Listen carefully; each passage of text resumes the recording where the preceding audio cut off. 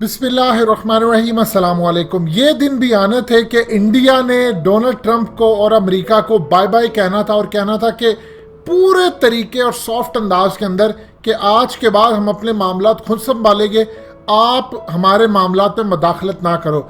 ये तमाम सूरत हाल सामने आती है कि राजनाथ सिंह, ये बेसिकली डिफेंस मिनिस्टर है इंडिया के, इन्होंने secretary of defence mark Esper को फोन कॉल किया।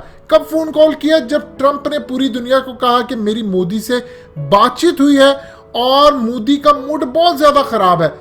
मजीद डिस्कस करने से पहले इस वीडियो को लाइक करें, हकीकत टीवी को सब्सक्राइब करें और बेल आइकन पर जरूर क्लिक करें।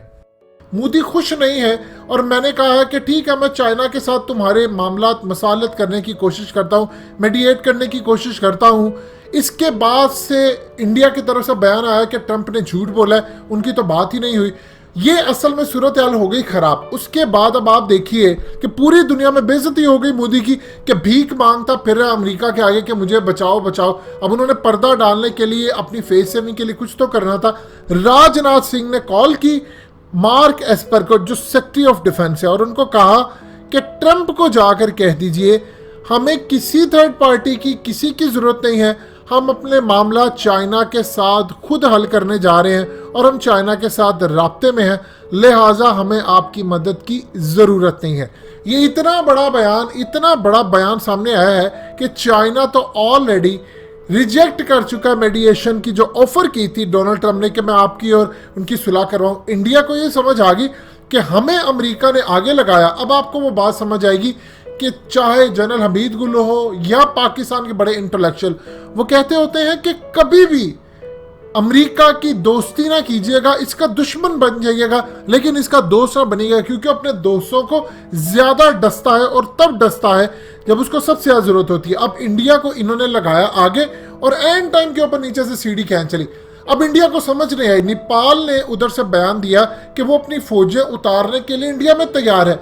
अब इंडिया ने उनसे राब्ता किया और कहा कि देखिए, लड़ाई से कुछ नहीं होता, आप बैठें और बैठकर हम मामलात को हल करते हैं, ताकि इस तमाम सूरत हाल के अंदर कोई ना कोई सबक, कोई ना कोई चीज सामने निकले। नेपाल के जो फॉरेन मिनिस्टर हैं प्रदीप ग्यावाली, उन्होंने कहा है कि नेपाल इस वक्त इंडिया के साथ राब्ते में है। इंडिया ने चूंकि राब्ता किया है, अब उसके बाद हमने भी फाइनल नहीं किया, लेकिन हम हो सकता है इंडिया के साथ बैठे और मामला तय करें। ये सूरत हाल इंडिया के लिए हो चुकी है कि अब नेपाल भी उनको आंखें दिखाना शुरू हो गया।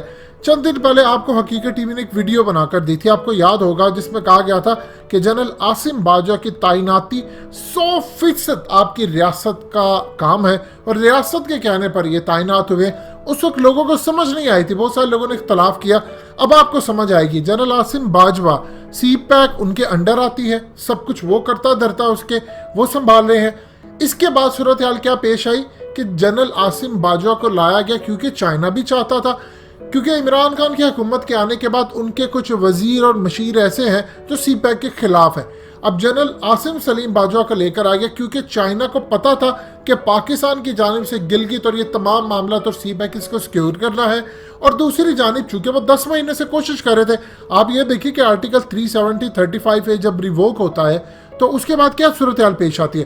उसके बाद सूरत हाल ये पेश आती है कि चाइना ने तो तैयारी कर दी थी, उनको समझ आ गई थी कि अब हमने घुसना है इंडिया के अंदर, क्योंकि इंडिया ऐसा मुल्क नहीं है जो मुज़ाकरात के जरिए माने, इसकी ठुकाई करनी पड़ेगी। तो चाइना ने 10 महीने प्लान किया और अब वो घुस के हम यहाँ पर जुम्मे को खड़े होकर एहतजाज करते रहे, हमारा हाल आपके सामने है। अब इस तमाम सूरत हाल में रियासत ने तैनाती की कि ताकि CPAC के जो मामला था चाइना वहां से घुसे, और पाकिस्तान के जो भी CPAC को बचाने के लिए मामला होंगे वो अब रियासत तय करेगी। इसलिए आप देखें कि दियामिर बाशा डैम का प्रोजेक्ट जो है वो हमने चाइना की कंपनी को दिया, जो $15 बिलियन तक पहुंच गया है, और उसमें तकरीबन 450 अरब रुपया पहली जो उनको इंस्टॉलमेंट जाएगी। वो तमाम सूरत हाल है कि चाइना सिक्योरिटी दे। अब इंडिया की सूरत हाल बड़ी खराब है। ट्रंप पर उनको शदीद गुस्सा है।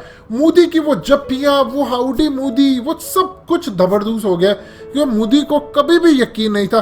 4 अप्रैल को पहले उसने धमकी दी ट्रंप ने कि अगर मोदी ने दवाई ना भेजी तो फिर उसको इतने भयानक नतायज भुगतना पड़ेंगे। उसके बाद से इंडिया में हो गया कि आप देखिए अमेरिका हमें धमकी देता। आपको याद नहीं जब हम अमेरिका के तहादी थे ये नाम नेहा जंग के अंदर, तो हमें भी ऐसी धमकी आती थी, तुम्हें ये कर देंगे, तुम्हें वो कर देंगे, तुम्हें ये करने, तुम्हें एड देते हैं। अब इंडिया के साथ सूरत हाल क्या हुई? ये जो आपको गूगल के सीईओ, ये माइक्रोसॉफ्ट, ये सुंदर पिचाई, ये तमाम लोग, ये हर जगह पर जो इंडियंस को लेकर आए थे, वो किस दिन के लिए लेकर आए थे? वो इसी दिन के लिए लेकर आए थे कि जब हम चाहे इंडिया को इस्तेमाल करें। और जब ऐन मौके के ऊपर उन्होंने इंडिया को फंसा दिया है और खुद कहते हैं कि ठीक है, तुम मसला हल करो, मैं तुम्हारा चाइना का मामला करूंगा। इंडिया ये सोच रहा है कि अमेरिका ने हमें आगे लगाया और अब बजाय कि हमारे पीछे खड़े हो ताकि हम चाइना पर हमला करें या चाइना के बारे में अग्रेसिव पॉलिसी ले, ये कहता है कि तुम दोनों की सुलह करवाएंगे, यानी हमें ही चोट पहुंचा रहे। इसीलिए उनके डिफेंस मिनिस्टर राजनाथ सिंह ने मार्क एस्पर को पैगाम दिया है फोन करके कि ट्रंप को जाकर आप कह दें कि अब हम चाइना के साथ अपने मामला खुद हल करेंगे, हमें अब आपकी जरूरत नहीं है। ये समझ लीजिए दरार आ रही है इंडिया और अमेरिका के दरमियान, और मोदी जिस तरह धबड़धूस हुआ है, पाकिस्तान अगर ये अपॉर्चुनिटी कैश ना करवाई, देखिए चाइना सख्त पैगाम दे चुका है कि ये आप पुराना स्टेटस बहाल करें। ये ना हो, बार बार जेहन में रखिए, हकीकत टीवी कह रहा है कि बार बार जेहन में रखिए, ये ना हो कि जो आर्टिकल रिवोक करवाने के जो मामला था जिस पर गुफ्तगू हो रही है, इंडिया घुटने टेकते हुए ये ना कह दे चाइना को ठीक है मैं लद्दाख का स्टेटस बहाल करता हूँ, लेकिन वो अगर कश्मीर का ना करे और गिलगित बल्तिस्तान का ना करे तो फिर लेने के देने भी पड़ सकते हैं। लिहाजा पाकिस्तान को भी इंडिया के ऊपर चढ़ाई कर देनी चाहिए, कुछ इलाका कब्जा कर ले, चढ़ा दें अपनी फौजें, क्योंकि इसी तरह वो टेबल टॉक पर आता है और घुटने पर आता है। जब उसको पता है कि पाकिस्तान की तरफ से एक फौजी भी नहीं आया तो उसने चौड़ा तो होना है।